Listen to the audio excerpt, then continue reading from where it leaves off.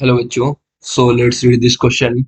It says complete the following tables using concept of VBT. Okay.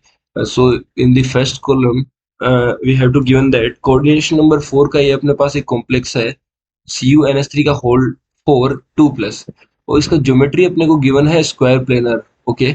And third column में हमें बताना है इसका हाइब्रिडेशन क्या होगा. And this fourth column we have to tell the number of unpaired electron n. And in the fourth column we have to tell the magnetic moment of this complex. So first of all start करते हैं यहाँ पे. देखो यहाँ पे जो ये complex अपने को गिवन है वो ये सब चीजें कैलकुलेट करने के लिए हमें जो मेन जो जो चीजें रिक्वायर्ड होगी वो हम लोग पहले डिस्कस कर लेते हैं. तो जो फंडामेंटल जो की कॉन्सेप्ट यूज होने वाले हैं इस क्वेश्चन में उनके बारे में थोड़ा आइडिया लेते हैं. तो जो की कॉन्सेप्ट यूज होंगे उसके बारे में बात करते हैं. देखना यहाँ पे सबसे पहले हम क्या करेंगे. जो मेटल है सेंट्रल एटम जो मेटल है उसका हम लोग ऑक्सीडेशन स्टेट निकालेंगे. सो ऑक्सीडेशन स्टेट ऑफ मेटल निकालना है अपने को. उसके बाद में हम क्या करेंगे इलेक्ट्रॉनिक कॉन्फ़िगरेशन लिखेंगे उस ऑक्सीडेशन स्टेट की कोरस्पॉन्डिंग उस मेटल का. सो इलेक्ट्रॉनिक कॉन्फ़िगरेशन लिखेंगे. इलेक्ट्रॉनिक कॉन्फ़िगरेशन एक सेकंड. इलेक्ट्रॉनिक कॉन्फ़िगरेशन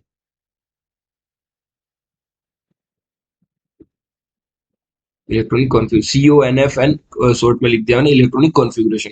ये दो काम करने उसके बाद में इनसे हमें ज्योमेट्री और हाइब्रिडाइजेशन का आइडिया लग जाएगा. उसके बाद में हमें नंबर ऑफ अनपेयर्ड इलेक्ट्रॉन निकालने के लिए भी इलेक्ट्रॉनिक कॉन्फ़िगरेशन चाहिए होगी.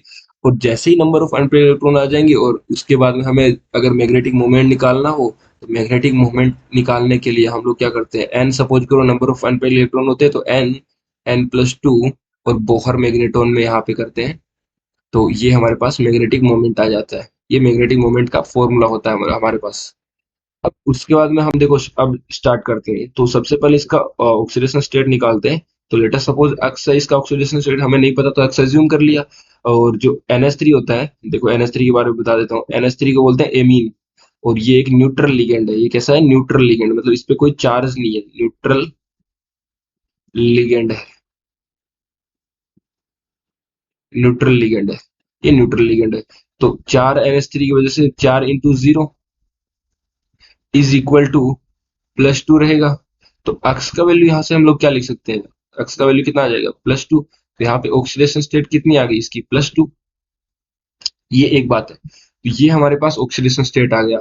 सो कॉपर यहाँ पे देखो पहले कॉपर का न्यूट्रल स्टेट में आपको इलेक्ट्रॉनिक कॉन्फ़िगरेशन बता देता हूँ मैं. कॉपर 29 एटॉमिक नंबर पे आता है और इसका हम लोग अगर इलेक्ट्रॉनिक कॉन्फ़िगरेशन की बात करेंगे तो वो होता है 3d10 4s1.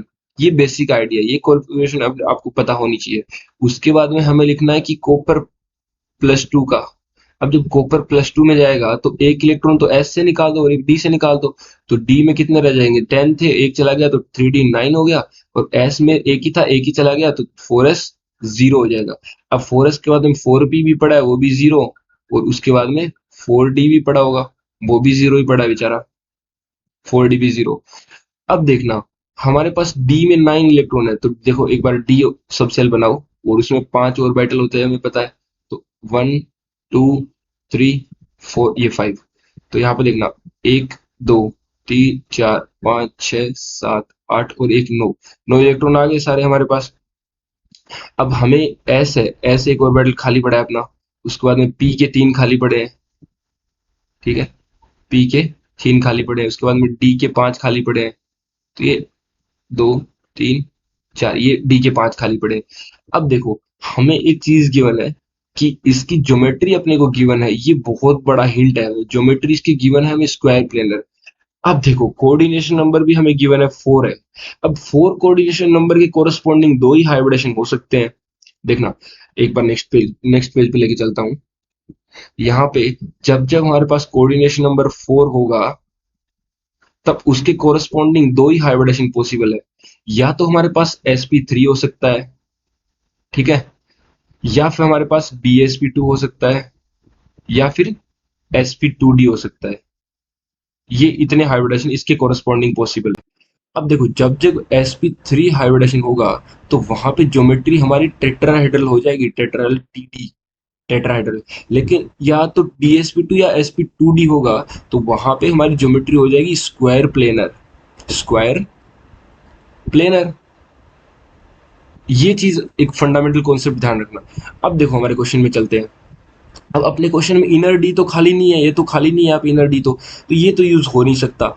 अब बचा क्या, एक एस बच गया। अब देखो sp3 हो नहीं सकता। sp3 क्यों नहीं हो सकता, क्योंकि हमें गिवन है कि इसकी ज्योमेट्री जो है वो स्क्वायर प्लेनर है। अगर sp3 हुआ तो स्क्वायर प्लेनर ज्योमेट्री नहीं होगी, तो इसलिए वो तो टेट्राहेड्रल हो जाएगी ना, इसलिए sp3 हो नहीं सकता। तो ऑप्शन एक ही बचा हमारे पास sp2d। तो यहां से एक s होगा, एक ये p हो जाएगा, एक p, तो दो p यूज हो जाएंगे और एक d। तो हमारे पास हाइब्रिडेशन क्या बनेगा, sp2d।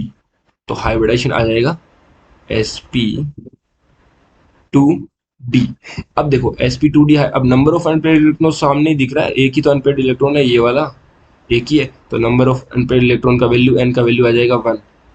तो नंबर ऑफ अनपेयर्ड इलेक्ट्रॉन में भर देंगे यहाँ पे 1। ये एक बात होगी। उसके बाद में बताना है मैग्नेटिक मोमेंट। आप देखो मैग्नेटिक मोमेंट का मैंने आपको यहाँ पे फॉर्मूला बताया कि n+2 बोहर मैग्नेटॉन होता है। तो अब देखो मैग्नेटिक मोमेंट नेक्स्ट पेज पे समझा देता हूँ। म्यू इज इक्वल टू होता है n+2, और number of unpaired electron n की वैल्यू है 1। तो 1 इंटू 1+2 दैट इज 3, और अंडर ओवर द रूट, मतलब 1 इंटू 3 करेंगे तो √3 आ जाएगा, और √3 का वैल्यू हमें पता है 1.73 होता है। और ये इसकी ये जो यूनिट होती है वो बोहर मैग्नेटॉन होते हैं, BM। ठीक है, तो हम लोग यहाँ पे मैग्नेटिक मोमेंट का वैल्यू आ जाएगा 1.73 बोहर मैग्नेटॉन।